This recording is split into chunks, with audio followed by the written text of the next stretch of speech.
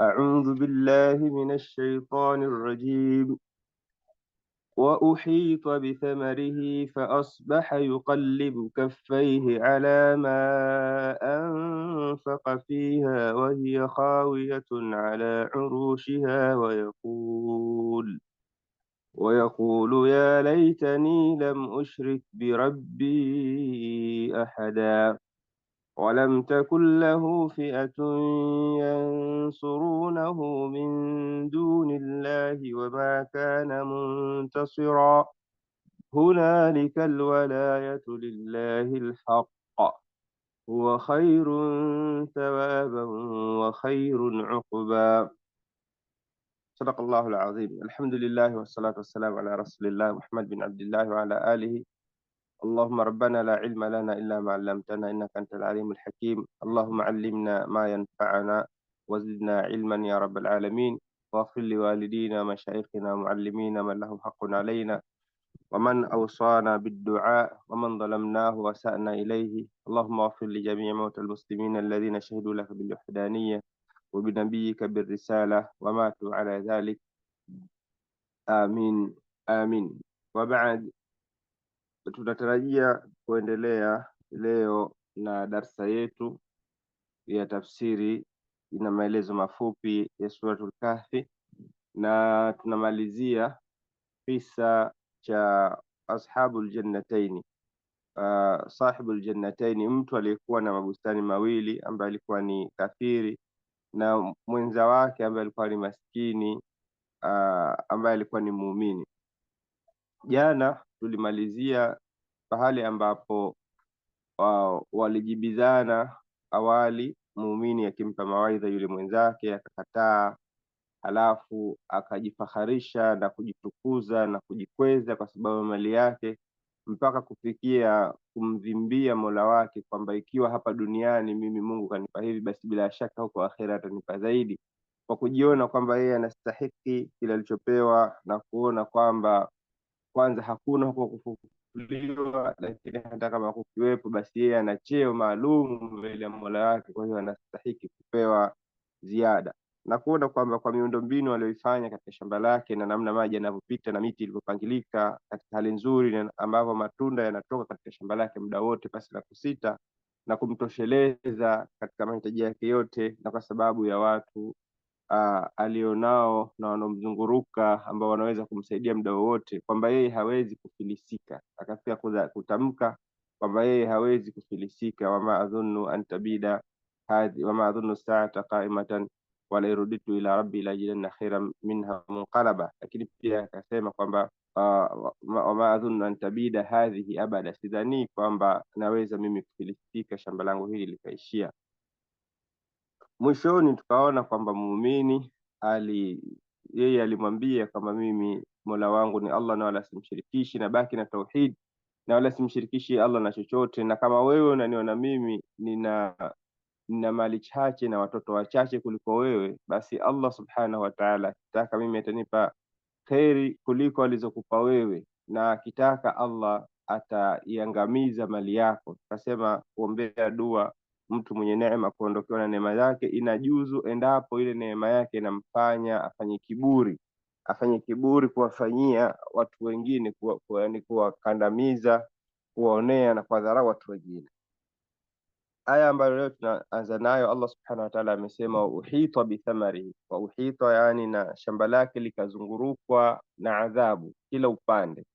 Wa uhita bithamarihi, kutokana na jeuri yake alikuwa anawatendea waja, wala si kwa sababu ya ukafiri wake, kwa sababu Allah subhanahu wa ta'ala huwaruzuku ucha Mungu wale anaowapenda katika waja wake, lakini huwaruzuku mali anaowapenda na asiowapenda. Kwa hiyo kafiri kupewa mali si shani, lakini vile alivyofanya tughyan, alivyochupa mipaka kwa kuendea kwa dharau na kebehi waja wenzake, binadamu wenzake, kwa sababu ya mali yake, hilo lilofanya yeye aangamizwe.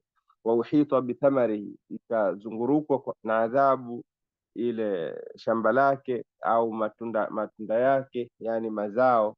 Fa asbaha, akapambaukiwa na asubuhi, yuqallibu kaffaihi, anageuza mikono yake juu na chini, ala ma anfaqa fiha, kwa hasara aliyoipata ya yale aliyotumia mpaka kuifikisha shamba yake vile ilivyokuwa, yani mali aliyotumia kuwekeza katika shamba lake, namna ambavyo alipanda miti mingi akaipangilia vizuri na akachimbua mito ambayo ilikuwa inamwagilia yenyewe. Wa hiya khawiyatun, hali ya kuwa shamba hili ni tupu. Khawiyatun yani ni tupu, lakini limekatika vilele vya miti yake. Miti ile mikubwa, mitende na mizabibu, vilele vyake vimekatika na matawi yake yamekatika. Ala urushiha, yameangukia juu ya vigogo vyake, yani matawi yamekatika yakaanguka yakalala kwenye vigogo vyake. Wayaqulu, naye akisema, ya laitani, laiti mimi, lam ushrik birabbi, nami nisingali mshirikisha mola wangu na yoyote yule. Walam takul lahu fi'atun, na hakukuwa kwa ajili yake yeye na kikundi chochote kile. Wala mtakul lahu fi'atun, hakupatikana society yoyote, organization yoyote au jumuiya yoyote, iwe ya locally au ya kimataifa, iwe familia yake au nje ya familia yake. Wala mtakul lahu fi'atun, hapakupatikana kikundi chochote kile, yansurunahu min dunillahi, ambacho kiliweza kumnusuru yeye kinyume na nusra ya Allah subhanahu wa ta'ala. Wama kana muntasira, na yeye mwenyewe hakuweza kujisaidia. Wama kana muntasira, yeye mwenyewe hakuweza kujisaidia akajipa ushindi akazuia adhabu ile ilipokuja. Hunalika, basi hapo namna hivyo, wakati huo, alwalayatu lillahi alhaq, utawala, alwalaya yani nguvu na mamlaka, utawala na nguvu na mamlaka, lillahi alhaq, ni za Allah subhanahu wa ta'ala wa haki. Huwa khairun thawaban, yeye ni mbora zaidi wa kulipa. Wa khairun uqba, na kwake yeye Allah subhanahu wa ta'ala ndio kuna mwisho ulio mzuri. Mwisho mzuri upo kwa Allah subhanahu wa ta'ala, na malipo mazuri yapo kwa Allah subhanahu wa ta'ala. Katika tafsiri ya aya hizi amesema, wa uhita bithamarihi, maana yake ay wa ahata alhalaku bithimari jannati alkafiri min kulli janib, na ilizunguruka kuangamia kwa matunda ya bustani ya yule kafiri katika kila upande. Fatalifat ashjaruhu, yakaharibika miti yake, wazuruuhu, na nafaka zake, wathimaruhu, na matunda yake yote. Fa asbaha yuqallibu kaffaihi ala ma anfaqa fiha, akawa anageuza viganja vyake kuonesha ishara ya hasara kwa vile mali ambayo aliiwekeza katika shamba lake. Ai fa asbaha yuqallibu kaffaihi, akawa viganja vyake anavigeuza juu na chini, tahassuran, hali ya kuwa anaona kwamba amepata hasara, wanadaman, na kwa kujuta, ala dhihabi amwalihi, kwa kuisha, kwa kumalizika mali zake, alkathirati, nyingi, allati anfaqaha fi jannati, ambazo alizitumia katika kuwekeza katika shamba lake. Falam yabqa laha iwadhun, akawa hana mbadala, mali ameshaitumia na kile alichokitarajia, yale matunda ya mazao yake nayo pia yakawa yameangamia. Wa hiya khawiyatun ala urushiha, na hali ya kuwa khawiyatun yani yale miti yenyewe ni khalia, yani matupu, min alashjari wazuruu wathimar, shamba zima halina tena miti wala halina tena nafaka wala halina matunda. Qad saqata suqufuha, juu vilele vyake vimekatika. Thumma saqatat, halafu vikaangukia judranuha alaiha, halafu yale matawi yakaangukia katika vigogo vya miti yake. Yaqulu wa yaqulu, na hali yakuwa anasema, ya laitani, ole wangu mimi, laiti mimi, lam ushrik birabbi ahada, laiti nisingalimshirikisha mola wangu na kitu chochote. Yani wa yaqulu alkafiru, na hali yakuwa anasema ile kafiri, ya laitani, laiti mimi, kuntu muwahida, ningalikuwa muislamu mwenye kutunza tauhidi yangu, kumpokesha mola wangu. Lam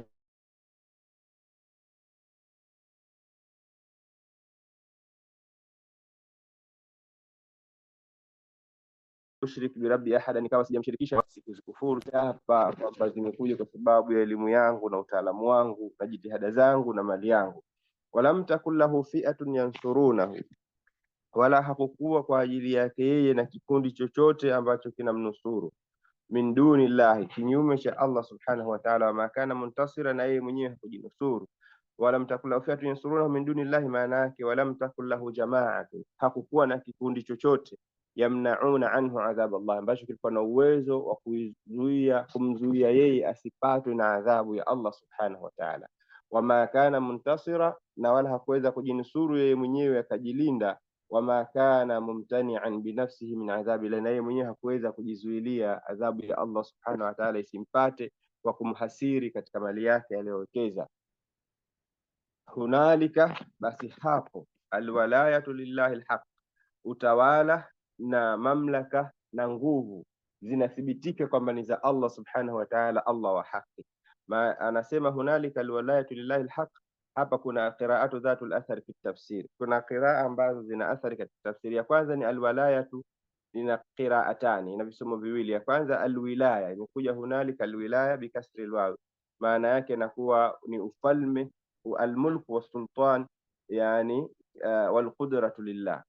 Ikiwa ni alwilaya, ikiwa kwa kisomo cha hunalika alwilaya, itamaanisha kwamba hapo ulithibitika ufalme na nguvu na uwezo ni za Allah subhanahu wa ta'ala. Pia kuna qiraa ambayo ndio tunatumia sisi, hunalika alwalayatu lillahi alhaq.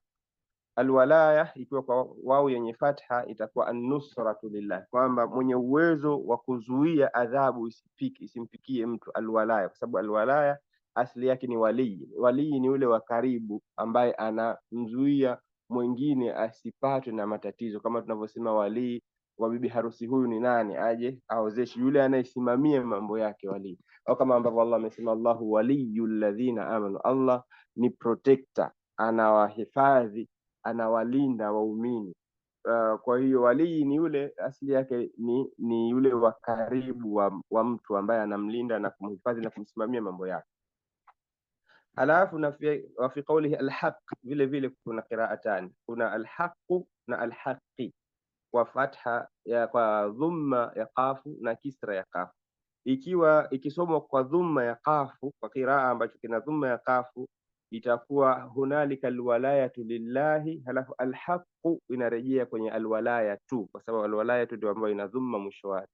Kwa ni kama kusema hunalika alwalayatu alhaqu lillahi, kwa maana ya kwamba sifatu lilwilaya, ile haki, kwa maana itakuwa ina maana kwamba hapo itathibitika kwamba nguvu za kweli ni za Allah subhanahu wa ta'ala. Ikiwa hapo ina dhumma, itamaanisha hapo itathibitika wazi kwamba nguvu za kweli ni za Allah subhanahu wa ta'ala. Ikiwa ni kiraa ya kisra, kama ambavyo tunavyosoma sisi hunalika alwalayatu lillahi alhaq, katika kiraa ya Asim, Hafsa an Asim, itakuwa maana yake ile haki inasifia jina la Allah subhanahu wa ta'ala. Kwa hiyo haki itakuwa ni katika majina miongoni mwa majina ya Allah subhanahu wa ta'ala, kwa maana ya kwamba au ni sifa katika sifa za Allah subhanahu wa ta'ala, kwamba hunalika alwalayatu lillahi alhaqi. Hapo utawala na milki na nguvu na uwezo ulithibitika kwamba ni wa Allah, Allah ambaye ni wa haki, kama ambavyo mara nyingi mashekhi wetu wanasema alhaq, qala alhaq tabaraka wa taala, amesema alhaq tabaraka wa taala. Na sehemu nyingine Allah mwenyewe pia amesema dhalika bi anna Allah huwa alhaq. Kwa hiyo katika majina ya Allah subhanahu wa taala ni alhaq, yeye Allah subhanahu wa taala ni wa haki. Maana yake hunalika alwalayatu lillahi alhaqi, ai fi dhalika almaqam, katika nafasi hiyo ambapo bustani iliyokuwa nzuri ambayo mwenyewe alitarajia kwamba hakuna namna inayoweza ikatokezea mpaka bustani hiyo ikafilisika au ikaharibika kutokana na miundombinu ambayo alikisha kuiweka, ilivyopitiwa na usiku mmoja tu, asubuhi yake ikawa imeshaharibika yote. Akaja mwenyewe akawa anaanza kujilaumu na kujirudi mwenyewe na kwa kujuta na kuona hasara ambayo ipo mbele yake. Hapo ndio inathibitika kwamba ufalme wa fi dhalika almaqam, katika nafasi hiyo, wa tilka alhal, na katika hali hiyo, an-nusratu, ulinzi lillahi, ni wa Allah subhanahu wa ta'ala, al-ma'budi al-haqqi wahdahu, ambaye ndo anastahili kuabudiwa kwa haki yeye peke yake. La yamlikuha ghayruhu, ulinzi huu haumiliki yote asiyekuwa Allah subhanahu wa ta'ala, wala yaqdiru alaiha siwa, wala hawezi kulinda yoyote asiyekuwa Allah subhanahu wa ta'ala. Kwa hiyo hapa inathibitika ile maana ya mtu anapoona jambo lake likiwa zuri kusema ile masha Allah, kwamba al-amru kulluhu kama sha Allah, mambo yote ni vile anavyotaka Allah. Wala quwwata illa billah, wala hakuna nguvu isipokuwa kwa Allah subhanahu. Mtu isije kampelekea kuona jambo lake zuri, gari yake nzuri au nyumba yake nzuri au mradi wake, project yake amejenga labda university ama chochote kile, akaona kwamba hapa sasa nimefika, hili sasa ndio hapa kila kitu kimekaa vyema. La, asije akajiona hilo ni kutokana na yeye, bali ni kutokana na Allah subhanahu wa ta'ala, kwa sababu yeye ndo anayeweza kulilinda, na kiondosha ulinzi wake hata muda mdogo wa sekunde moja tu, hakuna namna ambavyo binadamu anaweza kulinda jambo lake hilo. Fayatawallawna Allah jami'uhum wa yu'minuna bihi, anasema kwa hivyo ilifaa fayatawallawna Allah, watu wamfanye Allah subhanahu wa ta'ala ndio wakaribu wao, ndio kipenzi chao, jami'uhum wote, wa yu'minuna bihi, na wamwamini yeye, wayatabarrauna min al-alihati al-batilati al-kadhiba, na wajitenge na kujiweka mbali na miungu inayoabudiwa kinyume cha Allah, ambayo ni ya batili, ambayo ni ya uongo. Lakinna Allah la yatawalla wala yansuru siwa ibadihi almu'minin almuttaqin, anasema lakini Allah subhanahu wa ta'ala hawalindi isipokuwa hawalindi wala hawapi ushindi isipokuwa wale waja wake ambao ni waumini na wacha Mungu.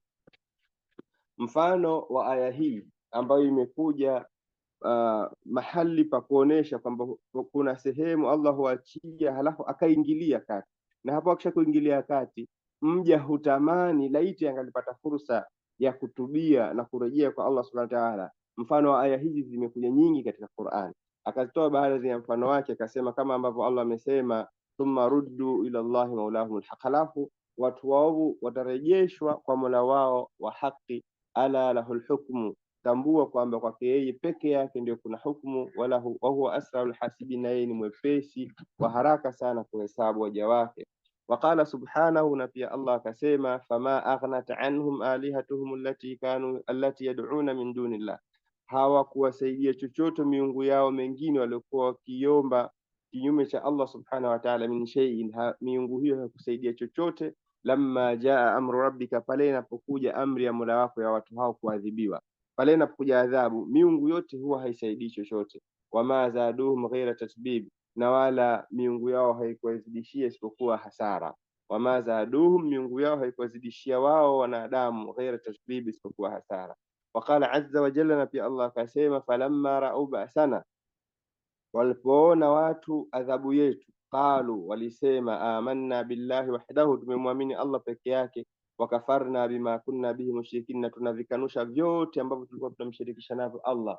Aya hii ni aya ya pili kutoka mwisho wa sura Ghafir. Mwisho kabisa, aya ya mwisho Allah anasema fama aghnat anhum alihatuhum allati kanu yad'una min dunillahi min shay wama kanu minal muntasirin, kama qala tabaraka wa ta'ala. فلما رأوا بأسنا قالوا آمنا به وحده وكفرنا بما كنا به مشركين فلم يكن ينفعهم إيمانهم لما رأوا بأسنا, haikuwasaidia chochote imani yao pale ambapo adhabu walikuwa tayari wameshaiona ishawashukia. Wakati huo adhabu haiwashukii, haisaidii chochote. Hii ndiyo sunna ya Allah subhanahu wa ta'ala kwa waja wote tokea kuumbwa kwa ulimwengu mpaka kiyama kitasimama. Allah amesema pale pengine, wa min ahli alkitabi illa la yu'minanna bi, hakuna katika Mkristo yoyote yule wala Myahudi isipokuwa atamwamini Allah subhanahu wa ta'ala peke yake. Lakini wakati huo ni pale roho inatoka, imani hiyo haitosaidia chochote. Hivyo hivyo kwa Firauni imekuwa, na hivyo hivyo kwa umma zote, watu wakipelekewa adhabu wanataka, isipokuwa Allah amesema illa qauma Yunus lamma amanu, isipokuwa watu wa Yunus tu, wao walipoamini, kashafna anhum, wao tuliondolea ile adhabu, kashafna anhum adhab alkhizi fil hayati dunya wa mata'nahum ila hin, wakapewa muhula. Na hii ni kwa sababu nabii Yunus yeye alitoroka, alikuwa hajaruhusiwa kuondoka, mission yake haijamalizika ile ya kuwapa dawa, akawa toroka. Kwa hiyo walipotaka kuadhibiwa wote wakamwamini, walipomwona Yunus wakasema huyu si tulimtupa baharini akamezwa na chewa, amerudi huyu mtume kweli. Bila shaka wao walivyoamini muujiza uliomtokezea nabii Yunus, Allah subhanahu wa ta'ala akaondoshea adhabu. Ni watu peke yao katika umma zote ambao walipoamini waliondoshewa adhabu. Wa illa sunna ya Allah ni kwamba mtu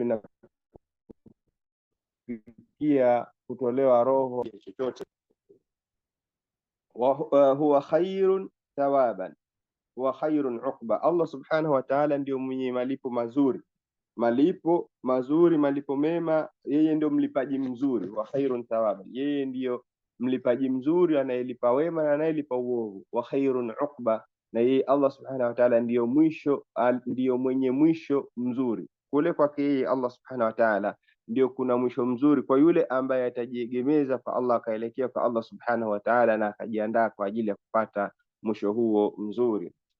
Maana yake Allahu afdalu jazaan, Allah subhanahu wa ta'ala ndiyo mbora zaidi wa malipo, li ahli ta'atihi fi dunya wal akhirah, kwa wenye kumtii yeye duniani na akhera. Wa aqibatu ta'atihi khairu min aqibati ta'ati ghairihi, na mwisho wa kumtii yeye, mwisho wa kujisalimisha kwake, mwisho wa kumtegemea yeye Allah subhanahu wa ta'ala, mwisho wa wale wanaomkubali yeye Allah subhanahu wa ta'ala, mwisho huo unakuwa bora zaidi kuliko wale wanaomtegemea mwinginewe au wanaomuomba mwinginewe au wanaomwabudu asiyekuwa Allah subhanahu wa ta'ala. Huwa khairun thawaban, Allah subhanahu wa ta'ala ni mbora wa walipaji kuliko mlipaji yoyote yule awaye. Wa khairun uqba, na mwisho wa kumtii Allah subhanahu wa ta'ala ni bora zaidi kuliko mwisho wa kumtii asiyekuwa Allah subhanahu wa ta'ala. Wa khairun uqba, mwisho mzuri wa kwa Allah subhanahu wa ta'ala ni bora zaidi kuliko mwisho mzuri wa kwa mwingine yeyote yule asiyekuwa Allah subhanahu wa ta'ala. Katika fawaid at-tarbawiyya, faida za kimalezi, amesema qauluhu ta'ala uhita bithamarihi, mpaka mwisho wake.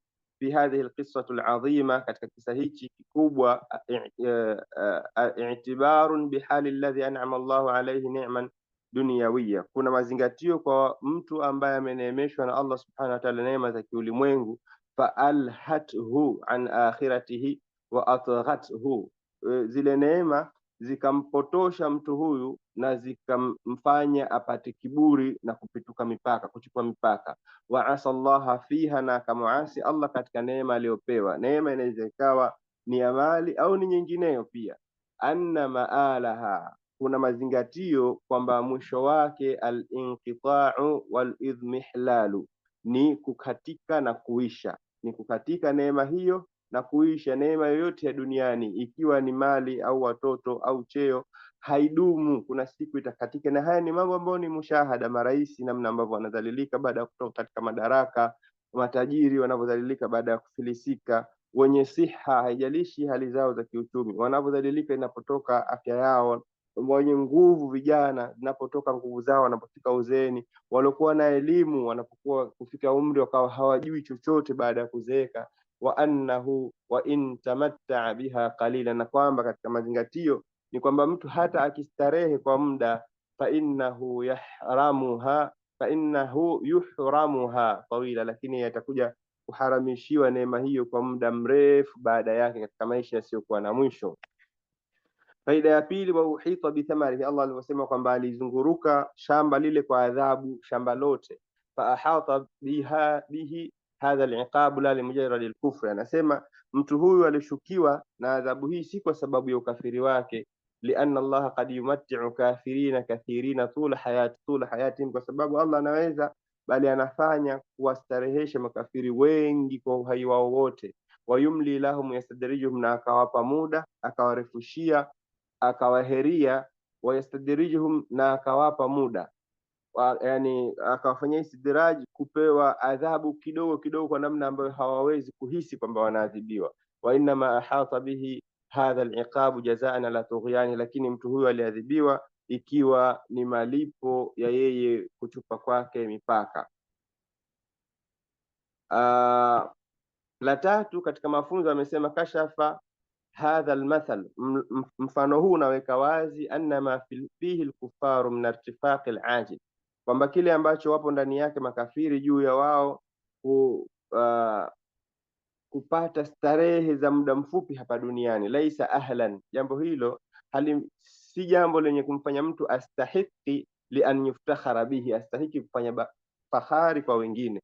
Liannahu ila zawalin, kwa sababu chochote kile ambacho mtu anacho hapa duniani, ikiwa kama tutangulia kusema ni elimu au ni cheo au ni mali au ni jinginelo, basi ni jambo ambalo ni lenye kuondoka.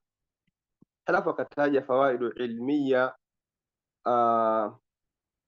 Katika hizi fawaid ilmiya, tutataja faida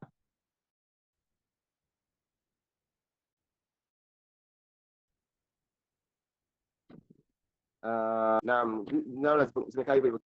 Kwa hiyo tunaingia katika aya zinazofuata. Amesema Allah subhanahu wa ta'ala katika aya zinazofuata kama namna ya kufanya conclusion ya kisa hichi. Kisa hichi cha ashabul jannatain, conclusion yake inakuja katika aya mbili, halafu baada ya hapo tunapelekwa katika mashhadi nyingine mbali kabisa isiyohusiana na mazingira ya kisa cha Kahfi wala kisa cha ashabul jannatain. Katika kufunga kisa cha ashabul jannatain, sahibul jannatain, Allah subhanahu wa ta'ala amesema wadrib lahum mathala alhayati dunya, mfano huu wa hawa watu wawili ulioelezewa kwa urefu wake, huu ndio mfano wa maisha yote haya ya dunia.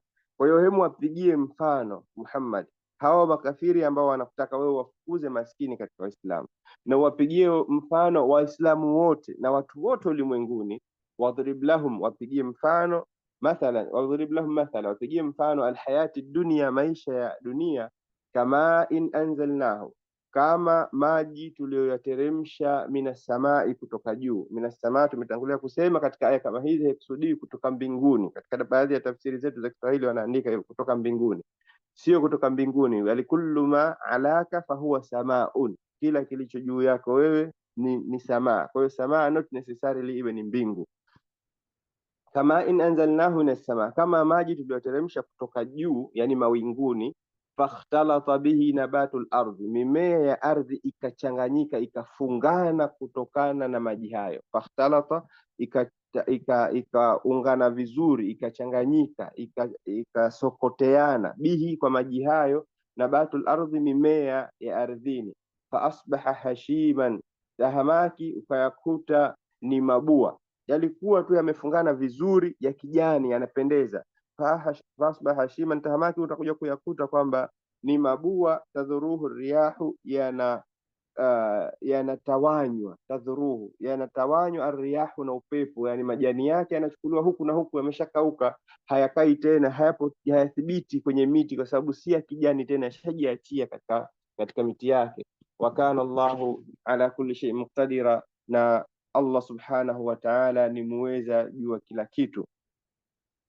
Almalu, kwa hiyo tambueni kama huo ndio mfano wa maisha ya dunia, kwamba mali, walbanuna, na watoto, zinatul hayati dunia, ni pambo la starehe ya maisha ya kidunia. Walbaqiyatu, na yenye kubakia, as-salihatu, yaliyomema, kwa sababu albaqiyatu yapo, as-salihatu na at-talihatu yapo mema na yapo maovu, lakini yale yanayobakia ambayo ni mazuri, khairun inda rabbika, hayo ni bora mbele ya Mola wako, thawaban, malipo yake, wa khairun, na ni mazuri vile vile, amalan, jambo la mtu kutarajia kuwa na matumaini nalo. Ikiwa mtu ametenda tendo ambalo linabakia malipo yake mbele ya Allah subhanahu wa ta'ala, basi jambo hilo ndio jambo zuri malipo yake, na hilo ndio jambo la mtu kuweka matumaini yake hapo. Na hii katika mnasaba wa saum ndio tunajikumbusha kila tunapofuturu pale kwamba dhahaba dhamau, kiu imeondoka sasa, sharuhusiwa kufungua. Wabtalat al-uruq, na mishipa inafunguka. Wa thabata al-ajru, wa thabata al-ajru inshallah imekuja katika riwaya ambayo sio sahihi, lakini maana yake ni maana sahihi, kwamba mtu anapofanya taa, ile taa ugumu wake ile kufanya musara ala nafsi, wartikabul makari, kuyapanda yale mambo ambayo yanachukiza, na mtu kupambana na nafsi yake tiwala nahari, mathalan katika saum, au tiwala laili, katika qiyamul layl. Mtu akawa anaumia katika qiyamul layl, anachoka katika funga, la bado lazima atekeleze majukumu haya na yale, lakini halafu dhahaba dhama, yote yale machofu yanaondoka wakati wa kufutari, lakini malipo wathabata, yanathibiti, yanabaki.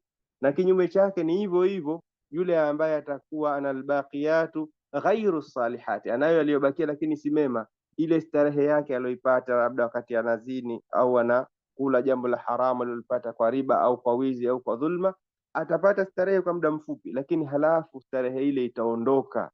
Kitakachobakia hapo ni malipo ambayo yatathibiti, yatabakia muda mrefu sana.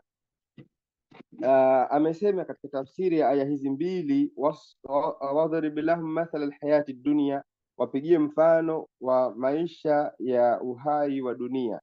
Maana yake ayi wadhkur ya Muhammad, taja ewe Muhammad, lahum, kuambia hao inaweza ikawa ni wale Makuraish, inaweza ikawa ni makafiri wote, inaweza ikawa ni Waislamu, inaweza ikawa ni walimwengu wote, kwa sababu Qur'ani imekuja kwa ajili ya watu wote.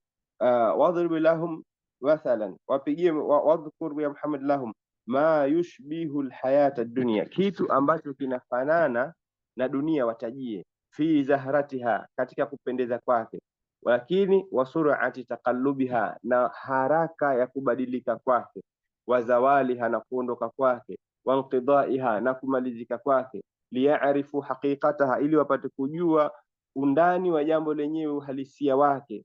Fasifatuha kama tarin, mfano wake maisha hayo, kama in anzalnahu minas samani, kama maji tuliyateremsha kutoka juu, yani kama tarin, kama mvua, anzalnahu minas samai ala al-ardi, tuliyoteremsha kutoka juu ikaanguka katika ardhi. Fakhtalata bihi nabatul ardi, mimea ya ardhini ikachanganyika, ikafungamana, ikakaa vizuri katika ardhi. Ai fashabba nabatul ardi, ikamea vizuri mimea ya ardhini. Wahasuna istiwa'uhu, na ikastawi vizuri. Wakathura waltaffa, na yakawa mengi na ikafungana. Wajtamaa ba'dhuhu biba'dhi, na ikakutana yenyewe kwa yenyewe, yani hivyo ikazongana na kufunga kabisa. Bisababi almatar, kwa sababu ya kunyeshewa na mvua. Fa asbaha hashiman, tahamaki siku si siku, punde si punde, muda si muda, utaiona miti ile ile iliyokuwa kijani imeshakuwa ya njano. Hashiman, ni mabua. Tadhuruhu riyahu, inatawanywa na upepo. Ai fa asbaha nabatu, ikatahamaki, ikageuka ile miti, baada an kana mutanawwi'an nadharan, baada ya kuwa ni aina mbalimbali za miti ya kijani. Mubhijan, yenye kupendeza. Yabisan mutafattitan, yakawa ni mikavu iliyotawanyika. Tafattutan, iko mbali mbali. Tahmiluhu riyahu wa tufarriquhu, upepo unachukua majani yake na unayasambaza majani yake huku na kule. Fa asbaha hashiman tadhuruhu riyahu. Mfano wa aya hii anasema ni kama kauli yake Allah subhanahu wa ta'ala alivyosema kwamba innama mathalul hayati dunya, innama mathalul hayati dunya, hakika mfano wa maisha haya ya ulimwengu. Kama in anzalnahu minas samaa, ni kama maji, yani mvua tuliyoteremsha kutoka juu. Fakhtalata bihi nabatul ardh, mimea ya ardhini ikachanganyika kwa sababu ya maji hayo. Mimma yaakulu nas, katika mimea ambayo wanakula watu, wal an'amu, na mimea inayoliwa na wanyama. Hatta idha akhadhatil ardu zukhrufaha, mpaka ardhi inapopendeza. Wazayyanat, ardhi inapokuwa imejipamba. Wazayyanat, na ikapendeza. Wadhanna ahluha annahum qadiruna alaiha, na wakadhania wanadamu kwamba wao ni wenye uwezo nayo ile ardhi. Ataha amruna laylan au nahara, huijia ardhi hiyo amri yetu ya adhabu usiku au mchana. Faj'alnaha hasidan, tukafanya ni ardhi kame. Ka'allam taghna bil amsi, kama kwamba jana haikuwa imejaa mimea. Kadhalika nufassilu alayati liqaumin yatafakkaruna, na hivyo ndivyo ambavyo tunazipambanua aya mbalimbali kwa watu wenye kufikiria. Na pia Allah akasema i'lamu, tambueni, annama alhayatu dunya, kwamba hakika si vingine vyovyote isipokuwa maisha ya dunia. Laibun, ni mchezo. Wa lahun, na pumbao. Wa zinatun, na lahun, yani laibun, mchezo. Wa lahun, na pumbao. Wa zinatun, na pambo la macho. Watafakhurun bainakum, na kujifakharisha kati yenu nyinyi kwa nyinyi. Watakathurun, na kusifiana, kila mmoja kujisifu kwa kuwa na wingi. Fil amwali wal auladi, kwa kuwa na wingi wa watoto, kwa wingi wa mali na wingi wa watoto. Kamathali ghaithin a'jaba al-kuffara nabatuhu, mfano wake dunia hii ni kama mfano wa mvua ambayo iliwapendezesha wakulima miti yake. Thumma yahiju fatarahu musfarra, halafu ikaharibika, ukaiona ni miti ya manjano, imeshakuwa ya njano. Thumma yakunu hutaman, halafu inakuwa mabua. wa fil akhirati, lakini akhira adhabun shadidun, kuna adhabu kali, wa maghfiratu min Allah, na msamaha kutoka kwa Allah, wa ridwanun, na radhi za Allah subhanahu wa ta'ala, wa mal hayatud dunya illa mata'ul ghurur, na hayakuwa maisha ya dunia isipokuwa ni starehe za muda mchache. Na aya zilizokuja katika kupigia mfano wa dunia katika jambo hili, mfano huu ni nyingi, zikielezea mfano huu kila pahali. Inshallah akituafikisha tutaelezea kama ambavyo ameelezea watungaji hapa katika kitabu hichi. Kwa nini kila mara inatajwa dunia kufananishwa na maji, kila mara inafananishwa na mvua, inafananishwa na mvua. Kwa kumalizia aya, Allah amesema wa kana Allahu ala kulli shay'in muqtadira, na Allah subhanahu wa ta'ala ni muweza juu ya kila kitu. Maana yake wa kana Allahu ala fi'li kulli shay'in min al-insha'i wal ifna'i wal i'adati wa ghairi dhalika qawiyan qadiran la yu'jizuhu shay'un. Na Allah subhanahu wa ta'ala ni muweza juu ya kufanya kila kitu, taban kitu kinacholingana na uungu wake. Allah subhanahu wa ta'ala ala kulli shay, juu ya kila kitu ambacho ni godly, kitu ambacho kinaendana yaliku bijalalihi wa kamali, kinaendana na ukubwa wake na utukufu wake na uwezo wake, sio vitu vya kudhalilika. Allah subhanahu wa ta'ala ni mmoja, hawezi wakawa wawili. Allah subhanahu wa ta'ala ni anajua kila kitu, hawezi siku moja akasahau akawa hajui na kadha, kwa sababu hivyo vitu haviendani na utukufu. Kama ambavyo Allah hawezi akaja duniani viumbe wake wakamzaa wakatake care yake yeye halafu wakamsulubu msalabani au akafa, haya yote mambo ni mustahili. Kwa hiyo Allah ni muweza juu ya kila kitu, vitu ambavyo vinalingana na yeye na utukufu wake na ukubwa wake. Kwa Allah subhanahu wa ta'ala ni muweza min al-insha'i wal ifna, kuanzisha vitu na kuviondosha, wal i'adati wa ghairi dhalika, na kuvirejesha baada ya kuviondosha. Qawiyan qadiran la yu'jizuhu shay'un, mwenye nguvu na mwenye uwezo, hakuna ambacho kinamshinda. Na aya mwisho katika mnasaba huu Allah akasema almalu walbanuna zinatul hayati dunya, mali na watoto ni starehe za maisha, ni pambo la macho ya maisha ya dunia. Almalu walbanuna yani al-amwalu wal abna, mali na watoto, zinatul hayati dunya, ni pambo la macho katika maisha ya dunia. Walbaqiyatus salihat, lakini matendo mema ambayo yatabakia, khairun inda rabbika, hayo ni bora zaidi kuliko mali na watoto. Thawaban, malipo, wa khairun amalan, ni jambo bora zaidi la mtu kulitarajia kukutana nalo mbele ya Mola wake. Almalu walbanuna zinatul hayati dunya ay al-amwal wal abna, mali na watoto, yatajammalu bihima, hufanyia uzuri mtu kwa vitu hivyo viwili. Yatajammalu bihima an-nas, watu hupata uzuri katika macho yao kwa vitu hivyo viwili. Fi hayatihim dunya, katika maisha ya dunia.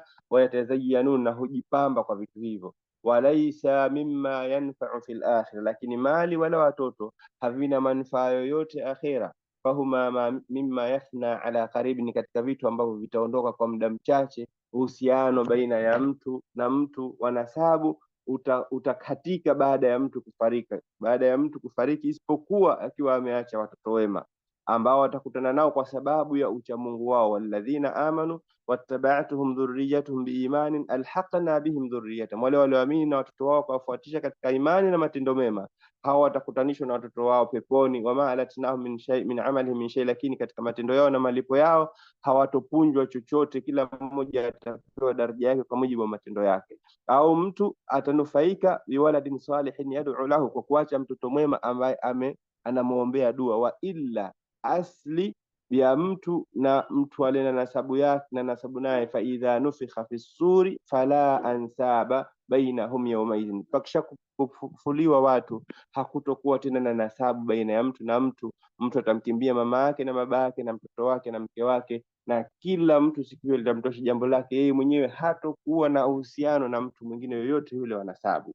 Kwa hiyo nasabu ni jambo lenye kukatika, min karibi an karibi, kwa muda mchache unaokuja, kama ambavyo Allah amesema zuyina linnasi, wamepambiwa watu hubu shahawati, kupenda vitu vinavyopendwa na nafsi zao, minan nisai, miongoni mwa wanawake, walbanina, na watoto, walqanatiri almuqantarati, na mali zilizowekwa kwa kurundikwa, minadhahabi walfidda, kama dhahabu na fedha, walkhayli almusawwamati, na farasi waliofundishwa, walan'ami, na wanyama wanaofugwa, wanyama wakubwa, yani ngamia, ng'ombe na kondoo na mbuzi. Al-an'am walharthi, na matunda katika mashamba. Dhalika mata'ul hayati dunya, hizo zote ni starehe za muda mfupi za maisha ya dunia. Wallahu indahu husnul maab, na mafikio na kwa Allah subhanahu wa ta'ala ndiko kwenye mafikio mema. Qul unabbiukum bi khairin min dhalik, je, kama ambavyo aya ile imetaja kwamba almal wal banuna zit hayatun, halafu wal baqiyat. Hapa katika sura al-Imran Allah amesema hal qul unabbiukum, je nikwambieni, sema Muhammad, nikwambieni bi khairin min dhalikum, jambo bora zaidi kuliko hayo, lilladhina taqaw, kwa waliomcha Allah, inda rabbihim, kwa mola wao, jannatun, kuna pepo, kuna bustani, tajri min tahti al-anhar, zinazopitiwa chini yake na mito, khalidina fiha, watakaa humo milele, wa azwaju mutahhara, na wenza wasioingia katika siku zao, wa ridwanu minallahi, na radhi zinazotoka kwa Allah subhanahu wa ta'ala, ndio jambo kubwa zaidi. Wallahu basirun bil ibad, na Allah ni mwingi wa kuwaona waja wake. Na katika kuthibitisha kwamba mali na watoto hazinufaishi mtu mbele ya Allah, ameweka aya mbili. Aya ya kwanza Allah amesema yawma la yanfa'u malun wala banun illa man Allah biqalbin salim, siku ya kiyama ni siku ambayo mali na watoto hazitomnufaisha mtu chochote isipokuwa yule atakayemwendea Allah subhanahu wa ta'ala na moyo uliosalimika, ukaepukana na ushirikina, ukaepukana na unafiki, ukaepukana na hasad, ukaepukana na choyo, ukaepukana na maradhi yote ya moyo. Na pia Allah akasema kuonesha kwamba mali na watoto hazisaidii chochote, akasema wama amwalukum wala auladukum, mali zenu wala watoto wenu, billati tuqarribukum, si kitu ambacho kitakukurubisheni indana, kwetu sisi, zulfa, kikakupatieni cheo chochote. Mali na watoto hazimfikishi mtu popote kwa Allah, illa man amana, isipokuwa kinachomfikisha mtu kuwa na cheo kwa Allah ni yule aliyeamini, wa amila salihan, na akatenda matendo mema, faulaika hum lahum jazaa'u dhifi, hawa watapewa malipo yenye nyongeza, bima amilu, kwa walioyatenda, hum fil ghurfati amin, na wao katika vyumba na mabustani ya pepo watakaa humo hali ya kuwa na amani.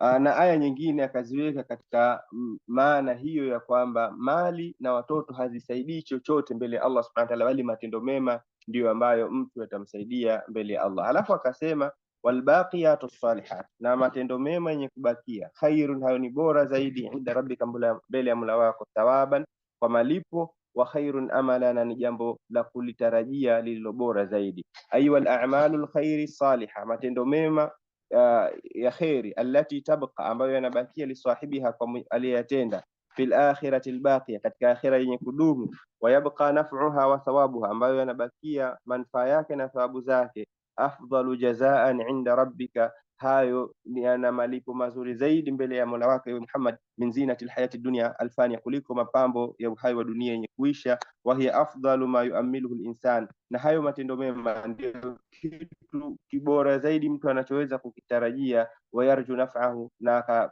akatarajia manufaa yake, wa awaqibahu, na mwisho wake alhamida, ulio mzuri, kama ambavyo Allah amesema walbaqiyatu salihatu khairun inda rabbika thawaban wa khairun maradda, na matendo mema yenye kubakia hayo, khairun, ni bora, inda rabbika, mbele ya Mola wako, thawaban, mbele ya Mola wako malipo yake, wa khairun maradda, na hayo ni mafikio yaliyo bora zaidi.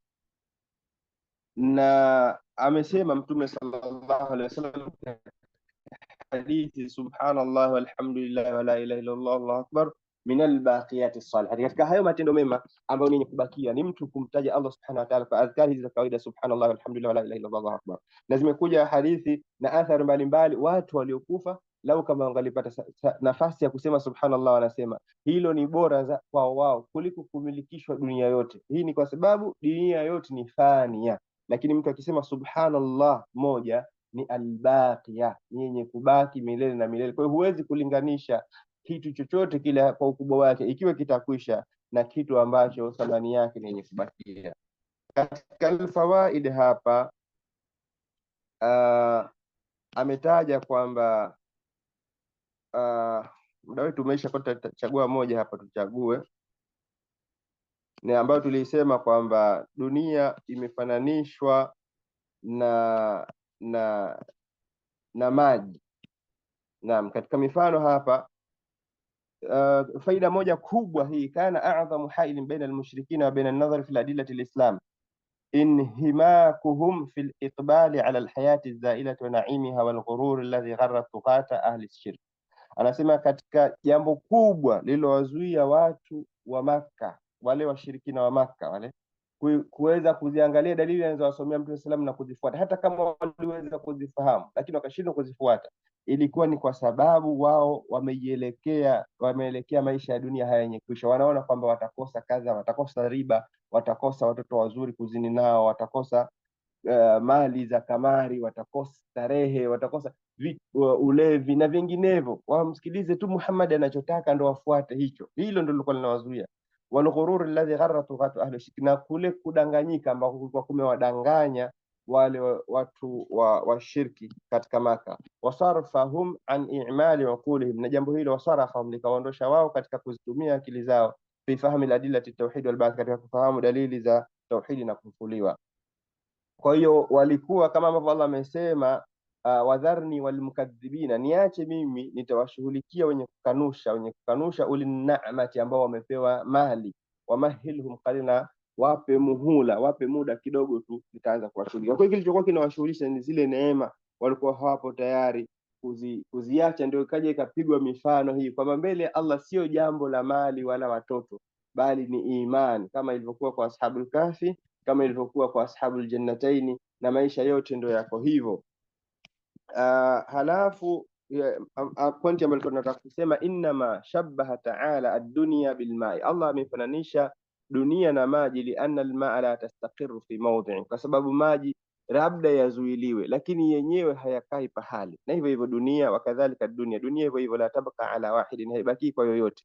Walianna almaa, na sababu ya pili, kwa sababu maji la yastaqimu ala halatin wahida, hayabaki katika hali moja, yatakuwa hivi halafu yatakuwa hivi, yanabadilika, kama ambavyo ni mashuhuri kutoka kwa Imam Shafi, alikuwa anasema dunia haidumu kwa mtu, fala farhun yadumu wala sururun, furaha wala furaha, farhun na sururu kwa Kiswahili ni furaha, hazidumu, wa huznun wala huznun alayka wala shaqa, wala huzuni wala kupatwa na hali mbaya, hazidumu. Bali pengine Imam Shafi pia alisema thamaniyatun tajri ala nasi kullihim, mambo 8 yanapita kwa watu wote, wala budda lilinsani an yalqa thamania, na hakuna budi isipokuwa kila mwanadamu lazima apite katika mambo hayo 8. Haijalishi cheo, haijalishi marafiki, haijalishi chochote kile, elimu na lazima kila mtu anapitia sururun wa huznun, furaha na huzuni, wajtimaun wa firqa, na kukutana na marafiki na jamaa na watu wazuri, alafu na kutengana nao, kaachana nao, wa yusrun wa usrun, na wepesi na uzito katika maisha,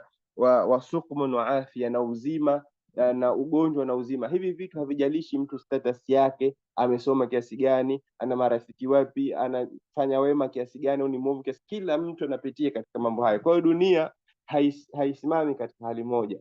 Kadhalika dunia, walianna almaa la yabqa wa yadhhab, na maji hayabaki, ukiyaweka yatakwenda chini, na hivyo hivyo dunia, kadhalika dunia tafna, nayo inakuisha. Walianna almaa la yaqdiru ahadun an yadkhulahu wala yabtalla, na vile vile kubwa zaidi ni kwamba hakuna mtu anaweza kuingia ndani ya maji alafu asiroane na maji. Wakadhalika dunia, na vile vile dunia, walianna almaa la yaqdiru ahadun an yadkhulahu wala yabtala, kadhalika dunia la yaslamu, hasalimiki ahadun, yoyote, dakhalaha, atakayetopea katika dunia, min fitnatiha wa afatiha, katika majaribu yake na majanga yake. Walianna almaa, na kwa sababu maji idha kana biqadarin, yanapotumika kwa kiwango kinachofaa, kana nafi'an mumbitan, yatakuwa ni yenye manufaa, yenye kuzalisha mimea. Wa idha jawaza almiqdara, lakini akipitiliza kiwango, kana dharan muhlikan, yanakuwa ni yenye kudhuru na yenye kufisha, yanaua. Wakadhalika dunia, na hivyo hivyo dunia, alkafafu minha yanfa, kujizuia katika kipato cha kidunia kunaleta manufaa, wafudhuluha yadhuru, lakini mtu akaingia dunia akaivamia, jambo hilo ni kudhuru. Na thamma fawaid ukhra, faida nyingine zipo hapo, mtu ambaye ana kitabu anaweza kupitia. Wallahu a'lam wa ahkam, wa sallallahu wasallam ala nabiyyina Muhammadin wa ala alihi wasallam. Kama kuna maswali tumepitiwa kuzitamka visivyo au kutafsiri, tafadhalu mashkurin wa athabakumullah. Na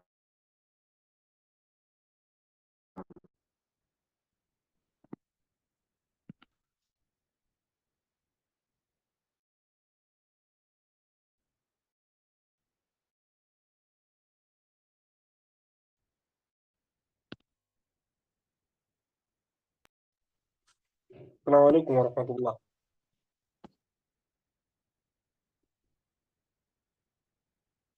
Assalamu alaikum warahmatullah. Naam mashaikh. Wa alaikum salam wa rahmatullahi wa barakatuh. Mimi naomba tu kuuliza kwamba hivi lile darasa la jana hatukuweza kulirekodi. Jana haikupatikana kurekodiwa. Sawa. Labda tufanye namna tuirekodi kwa namna nyingine Nafikiri itapendeza. inshallah.